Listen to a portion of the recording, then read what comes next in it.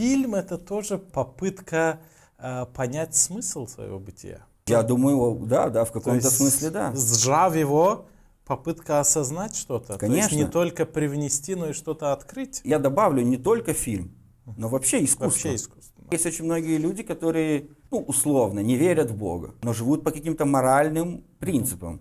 Откуда они черпают вот это вдохновение? Они черпают его, условно, не из Библии, не из молитвы, они черпают его из искусства. Да. То есть, видимо, Бог каким-то образом так сделал, чтобы для тех людей, которые отошли в какой-то момент от общения с Богом, и он через искусство может таким образом вернуться к Богу, как бы громко это ни звучало. Как-то соприкоснуться или поискать. Да. Хотя бы задуматься. Да, это очень интересная мысль. Но, во-первых, потому что искусство вплоть до 17 века, после Рождества Христова, 90% произведений искусства были на библейскую тематику. Ну да.